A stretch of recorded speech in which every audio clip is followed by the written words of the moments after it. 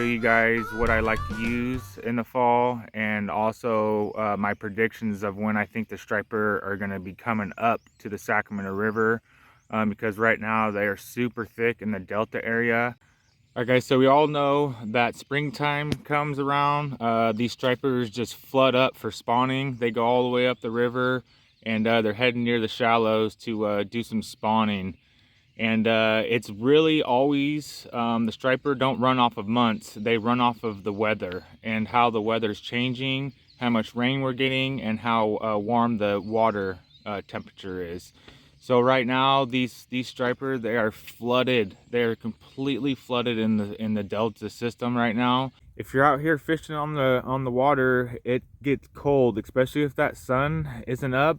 So make sure you got hand warmers, that little scarf thing that you put over your face. Those work really good, keep you really warm, and some gloves, and just dress warm, because that's one of the worst things, to be out fishing and freezing cold. It's like you're just trying to warm up, and you can't, so you're thinking to leave the whole time, when the fishing could get really good. All right, so pretty soon here we're gonna get some rain. It looks like it might be raining a little bit today and then the next few days. If we get some consistent rain, I would say probably in about 2 weeks or so, the Delta is gonna muddy up, and then after it starts getting muddy, the striper are gonna start coming up to the Sacramento River, and that's when you're gonna be able to start catching them a lot more on the bank, on the Sacramento River. And I will be posting a video once that happens. I'll do some fishing on the bank for the striper. Probably around the Knights Landing area or Sacramento area is where I'll be fishing on the bank. As of right now, on my next video, I'll be taking the boat out, and I'll show you guys a little bit of spooning, really good technique on spooning, and how you can catch the fish on spooning. And then also after that, once it starts getting rainy, I'll be fishing a lot more on the bank, and I'll show you guys how to use mud suckers and what to use on the bank for catching striper on the fall.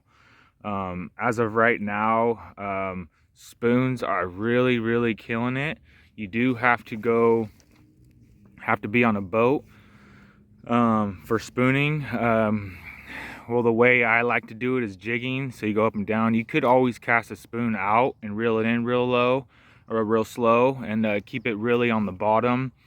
That works too. But here's a couple lures and spoons that I like to use for the fall run.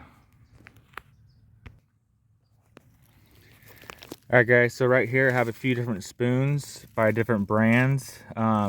It really doesn't matter what brand you get, as long as you get somewhere around, I would say, a 1 to 1.5 ounce spoon. These Blade Runners here, they are really good. I've had some good luck with these guys, and you can get these at most bait shops. These ones though, you kind of want to, there's a bunch of different colors here for different water stains and different time of the year. This one works really good right here for the winter time, that color. But you really want to, when you're jigging a spoon, you want to make sure your line is vertically up and down, like 90 degrees straight up and down. That way you're dropping it down and you're hitting the bottom, and then you're bouncing it back up. That's the best way to spoon off of a boat. There's also other ways you could cast it out and reel it in, or if you guys want to use bait, you could throw sardines on and stuff like that. Cut bait always works good, but I'll show you here in a second. If you get mud suckers, those are like candy to these striper. That's what their natural food is. And what you want to do is you want to try and use mono if you can. If you have braid like I do, just use like a 3-foot leader, put a swivel on there, and then you want one of these round weights. 2 to 3 ounces is what I would recommend here. And these are gonna let your mud sucker kind of move around, and that's what you want it to do. You want it bouncing. You want this weight right here bouncing off the bottom. And then if you're trying to catch some striper from the bank, You could always use one of these guys, cast it out, like I said, real slow, or you can get this pup right here.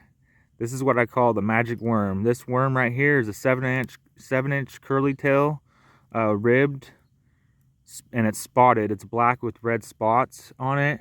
And man, this thing just works great. What I like to do setting it up is a Texas style rig with a 3/4 ounce to 1 ounce bullet weight. You want to get this puppy on the bottom.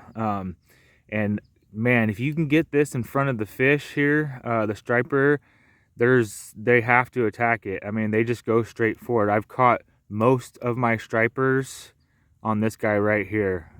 Super good worm, and it's got tons and tons of action. It's just great. And then the reel that I like to use, see this spoon here is a little bit big for the current, and it's really spoon shaped in here. So what this does is it gets taken by the current really easy, and it doesn't drop down. So your line's not going to be vertical with these guys. With something like these guys here, see, they're a lot more flat. And these ones, they're not so spoony. See how they're more flat right there? These ones drop down a lot better, and they're not quite as big. So you can get them down vertical real easy compared to like these ones.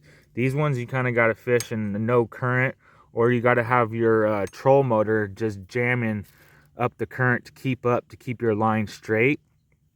And I like to use a 7-foot composite, medium heavy action here.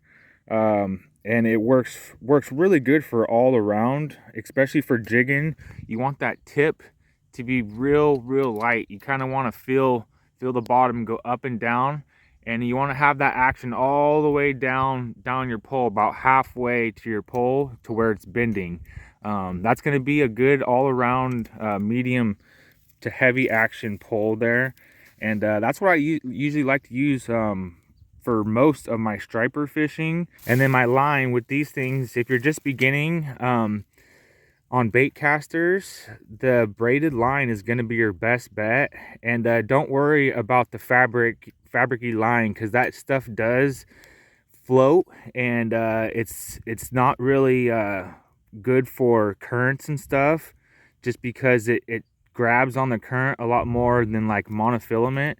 It just kind of slides around, and it doesn't get affected as much by the current.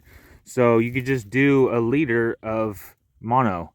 Just do a 3-foot leader with a snap swivel, and or just a regular swivel, and just use mono just on the end there where you tie your lure, and that works great also. All right, guys, don't forget to like and subscribe, and I will see you guys real soon on the Delta, doing some spooning. And then after that, I'm going to hit up the Sac River after the water muddies up in the Delta, because they're going to be coming up to that clear water, guys. That's when the striper fall run really starts, is when they head up after that water muddies up big time, after, you know, a few inches of rain, I would say. Pretty consistent rain, and these guys are going to be coming up the river. So for all you bank fishermen, get ready, because they're coming. Merry Christmas to all you guys, and God bless you guys. Thanks for watching.